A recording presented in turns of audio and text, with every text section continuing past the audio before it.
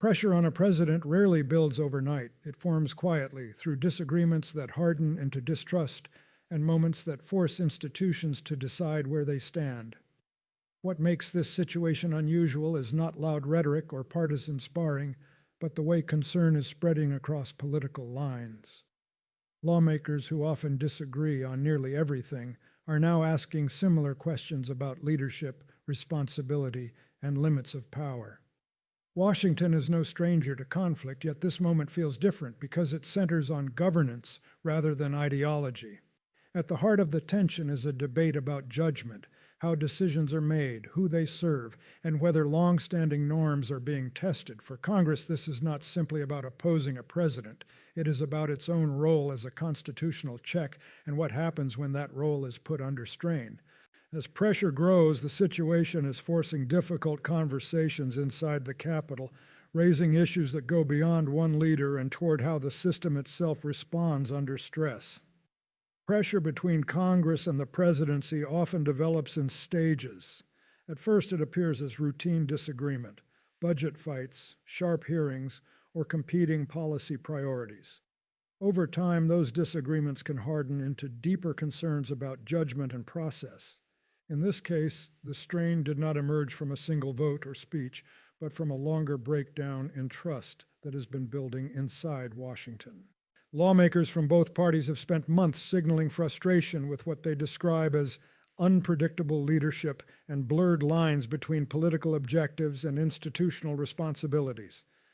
While disagreement between branches of government is expected, Congress traditionally draws a clear distinction between policy disputes and concerns about how power is exercised.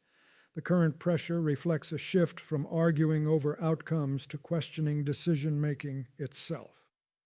What adds weight to this moment is the way oversight mechanisms are being invoked.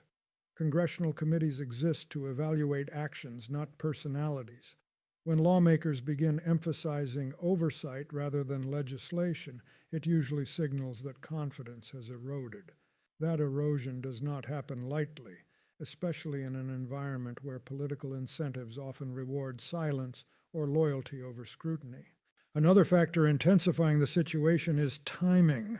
Washington is operating under heightened political sensitivity, where every move is interpreted through electoral consequences. In such conditions, members of Congress are typically cautious about actions that could fracture alliances. The fact that pressure is emerging despite those risks suggests that underlying concerns are being taken seriously within institutional channels. It is also important to understand what this pressure is not. It is not a spontaneous uprising or a media-driven storm. It reflects internal deliberations, private briefings, and formal processes that rarely make headlines until a threshold is crossed. Once that threshold is reached, the conversation changes from whether disagreement exists to how it should be addressed. This is why the current moment stands out. Congress is signaling that it views the situation not as routine conflict, but as a test of leadership standards. When the focus shifts from partisan competition to questions about norms and accountability, the political stakes rise quickly. The outcome remains uncertain, but the foundation of the pressure is rooted in institutional concern rather than short-term political theater. One of the most telling aspects of this situation is the role of bipartisan concern. In modern politics, agreement across party lines has become increasingly rare, especially on matters involving presidential authority. When lawmakers from different parties begin expressing similar worries, it signals that the issue has moved beyond ideology and into the realm of institutional responsibility. Bipartisanship in moments of crisis does not usually form around policy preferences. It forms around shared rules. Members of Congress may disagree sharply on taxes, health care, or foreign policy, but they tend to share a basic understanding of constitutional boundaries. When those boundaries appear to be under strain, party identity often becomes secondary to protecting the credibility of the system itself. This is why bipartisan action carries a different weight than partisan criticism. Opposition parties are expected to challenge a president, allies or not.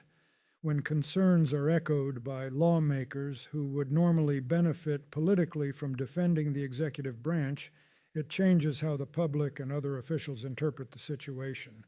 The message becomes harder to dismiss as routine opposition or political maneuvering. There's also a practical reason bipartisan pressure matters. Congress functions on relationships, trust, and precedent. Lawmakers rely on norms that ensure oversight does not turn into retaliation and that power is exercised with restraint. When members from both parties step forward, they are signaling that silence may be more damaging than political backlash. That calculation is rare and usually reflects a belief that inaction could carry long-term consequences. Historically, moments of bipartisan concern have often marked turning points rather than endpoints. They create space for others to speak, review evidence, and reconsider positions that once seemed fixed. This does not guarantee consensus, nor does it predetermine outcomes. Instead, it reshapes the environment in which decisions are made. In this case, bipartisan pressure is less about forcing an immediate result and more about redefining the conversation. The focus shifts from partisan defense to institutional standards, from political loyalty to public responsibility. That shift alone can alter how power is exercised, even before any formal action is taken. As Washington absorbs this moment, the significance of bipartisan concern lies not only in who is speaking, but in what they are prioritizing. When lawmakers emphasize norms and accountability over party advantage, it signals a deeper reckoning about how leadership is judged and where the limits of authority truly lie. At the center of the current debate is a broader issue that often receives less public attention: the boundaries between political leadership and institutional responsibility. In a democratic system, civilian control is a foundational principle, but it comes with expectations about how authority is exercised. Power is not unlimited simply because it is legally granted. It is constrained by norms, judgment, and an obligation to act in the public interest. Leadership in sensitive areas requires restraint as much as decisiveness. Decisions that affect national security, public safety, or long-term stability are traditionally insulated from short-term political considerations. This separation exists to protect institutions from being pulled into partisan conflict and to ensure that critical decisions are made on the basis of expertise rather than political advantage. When questions arise about whether those lines are being blurred, concern extends beyond party politics. Lawmakers are not just reacting to individual actions, but to what those actions may signal about precedent. If institutional processes are perceived as tools for personal or political leverage, confidence in the system begins to erode. That erosion does not stop at one administration. It carries forward into future governance. Another reason these concerns resonate is their impact on trust. Institutions rely on predictability. Officials, agencies, and the public need to believe that decisions follow established processes. When leadership appears to depart from those expectations, uncertainty grows. That uncertainty can affect morale, cooperation, and the willingness of institutions to function independently rather than defensively. This is why congressional attention to norms matters. Oversight is not solely about uncovering wrongdoing, it is also about reinforcing standards. By raising questions publicly, lawmakers are signaling that certain principles are non-negotiable, regardless of who holds office. The goal is not to weaken leadership, but to preserve the integrity of the system that leadership operates within. Ultimately, this part of the debate is about balance. Strong leadership requires authority, but durable leadership requires legitimacy. When authority is questioned, legitimacy is tested. How those questions are addressed will shape not just the immediate political moment, but expectations for future leaders and how they engage with the institutions entrusted to them. As pressure intensifies, the effects inside Washington are becoming increasingly complex. Moments like this rarely stay confined to a single dispute. They ripple outward, reshaping relationships, strategies, and internal calculations across the political landscape. For lawmakers, the challenge is no longer just whether to support or oppose the president, but how to position themselves in a rapidly changing environment. Within the president's own political circle, this creates a difficult balancing act. Loyalty has long been a defining feature of modern politics, often rewarded more than independence. At the same time, Public accountability carries its own weight, especially for leaders tasked with oversight. When concerns are raised openly, remaining silent can become a statement of its own. Lawmakers must decide whether defending the executive serves their long-term credibility or undermines it. Leadership within Congress also faces strategic choices.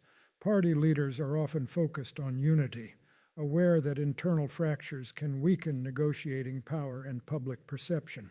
Yet enforcing unity in moments of institutional concern can backfire. If leaders appear to suppress legitimate questions, they risk being seen as prioritizing political protection over responsibility. This tension places extraordinary pressure on those at the top of the legislative hierarchy. Beyond individual careers, the broader functioning of government is affected. Legislative agendas can stall as attention shifts from policy to process. Committees become more active, hearings more pointed, and behind-the-scenes discussions more urgent. Even routine cooperation between branches can slow, as trust becomes conditional rather than assumed. This environment also alters how future decisions are made. Lawmakers begin anticipating how their actions will be judged, not just by voters, but by history. That awareness can lead to caution, but it can also encourage clarity. When political cover is no longer guaranteed, positions tend to harden, and neutrality becomes harder to maintain. In this sense, the turmoil inside Washington is not merely about one leader or one controversy. It reflects a system grappling with internal stress. How Congress navigates this moment will influence not only the immediate outcome, but the norms that govern political behavior long after the headlines fade. Beyond the halls of Congress, the consequences of this moment extend into the broader public sphere. Political conflict at the highest levels inevitably shapes how citizens view their institutions. When leadership is questioned openly, it forces the public to confront not just individual actions, but the reliability of the systems designed to provide stability and accountability. Public trust is not built on agreement, it is built on process. People may disagree with policies or leaders and still believe in the fairness of governance. That belief becomes fragile when decision-making appears inconsistent or opaque. As scrutiny intensifies, many Americans are less focused on partisan outcomes and more concerned with whether established rules are being respected. This has implications for civic engagement. Periods of institutional strain can either deepen cynicism or reinforce the importance of oversight. When lawmakers demonstrate a willingness to challenge power, it can reassure the public that no office is beyond review. At the same time, prolonged uncertainty risks normalizing dysfunction, making crisis feel routine rather than exceptional.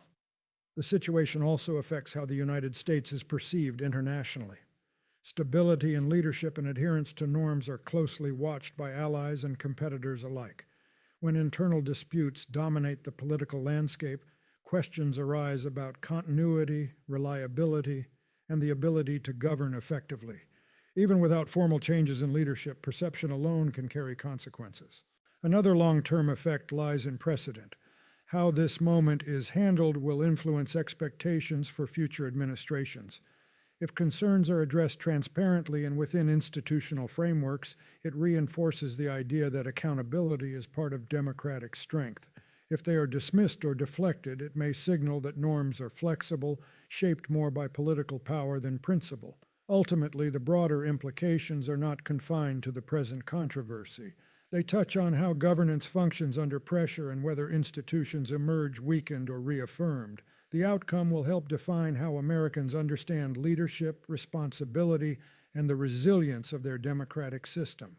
This moment in Washington is less about a single political figure and more about how a system responds when its limits are tested. Democracies are designed to endure conflict, but they rely on shared expectations about how power should be used. When those expectations come into question, the response matters as much as the allegation itself. What stands out is the shift in focus from political advantage to institutional responsibility. Lawmakers are not debating policy preferences or electoral strategy.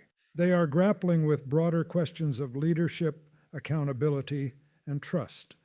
That distinction is critical because it suggests concern for the health of the system rather than short-term political gain.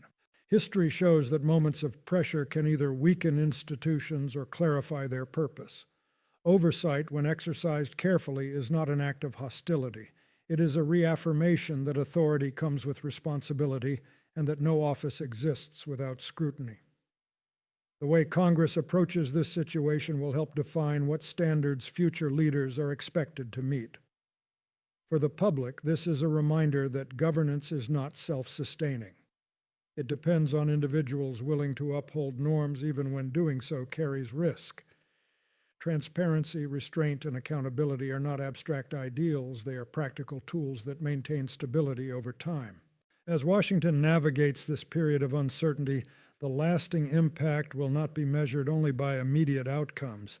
It will be reflected in whether institutions emerge with clearer boundaries and renewed credibility. In that sense, the pressure now facing leadership is also a test of the system's ability to correct itself and move forward with integrity.